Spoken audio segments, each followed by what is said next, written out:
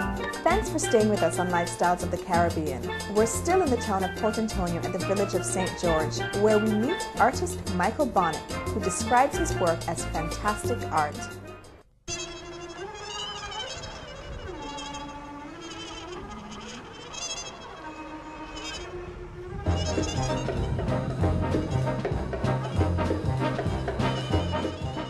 My guest on Spotlight is Michael Bonnick, artist Michael Bonnick. Describe your work to me. Is it avant-garde? Is it fantastic? What it is?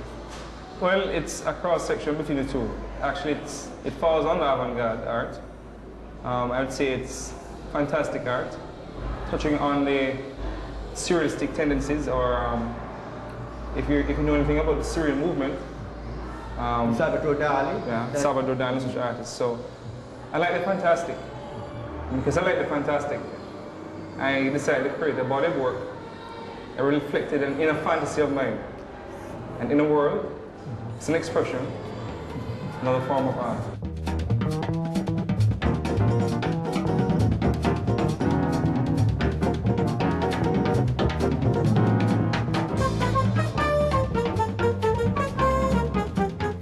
The sculptures, how do they fit in?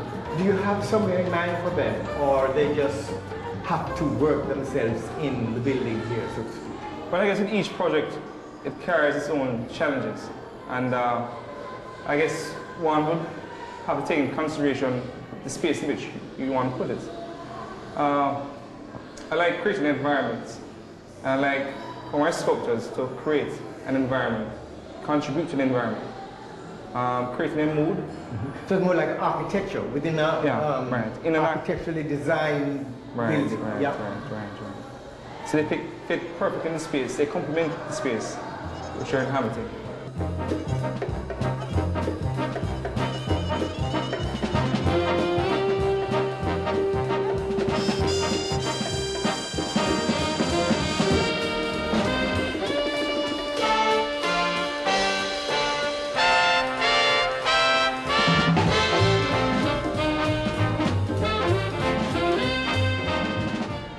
There's a Spanish artist, he's now dead, architect Antonio Gaudi from Barcelona.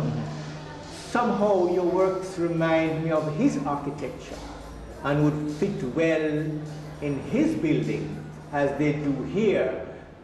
Are you, when you say surrealist, is it affect, it's your dream, it's your imagination? What comes out, what you feel? Okay. Well, I think all artists are dreamers in one form or the other. And with this particular concept, it came about because I'm a lover of architecture. And in this world, our so-called dream, well, not necessarily a dream, but just an idea. In this world, inanimate objects become animated. They dance, they sway, they move, they reflect the human element. Some are biomorphic, some are anthropomorphic, and that is why you have this very organic feel to it, and I love that, and that's why I love Anthony Gaudi's work. Yes, but the thing is, your Jamaican viewer, your Jamaican audience, how do you feel that you're going to capture them? It's so avant-garde. We are not avant-garde at all. Well, I think art is progressive, and with every generation, things change. The world is now multi-linked, and therefore I'm open to many more ideas and concepts. And so there's nothing original on this planet now, so it's good to share and to combine various ideas and theories that have gone by. My work does reflect the Jamaican element because of its expressive nature.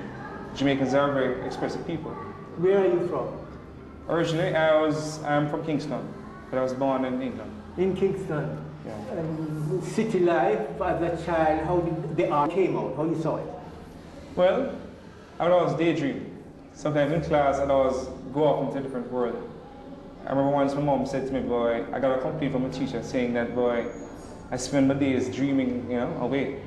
I blank out. This is good news. Continue. So, because of this, my childhood, where I'd always go off and see things in a different light. playing in a little fantasy world. It has followed me right to my adult years now, so, and it has no effect in the art. It's coming out in the art. It's very provocative too, as if you want to say, well, the world we are in is not real. What do you think? Well, it's good to present the world with a new slice, or splice, you know, giving them something that's different, showing you a different reality.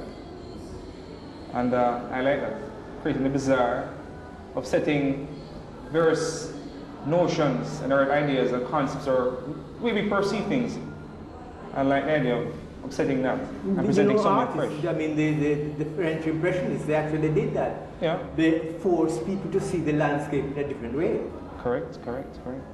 And it's up to you as a young artist to be thinking the way you're thinking. It's very enlightening. What you plan to settle into, is it the sculptural aspect or the painting or both? Well, I'm one artist who, although I'm a sculptor by training, I like working with various materials, various mediums, and therefore I don't think I'll ever limit myself to one particular area. So I like the ability, or I like the privilege or the freedom to dance between the 2D plane and the 3-dimensional plane. How did you hear about this building? This building, oh boy. A friend of mine came to Portland some time back on vacation. And he said, boy, Mikey, there's a building in Port Antonio that you must see, boy. Because we both like architecture. And if it's unusual, we have to see it. So he told me about it. And I came down, I was actually here to attend a funeral. And it sounded a bit shady, but boy, after spending some time at the funeral yard, I decided to take a 5-minute walk down the road, just take a peek at the building. Yeah. And I'm seeing it as I'm drawn into it. And by the time I knew it, boy, I spent at least 5 to 10 minutes here, looking around, just looking at the place. Beautiful. It's fantastic. Yeah. It's fantastic. And your work fits so nicely. Thank you. Thank you for speaking to me. No problem.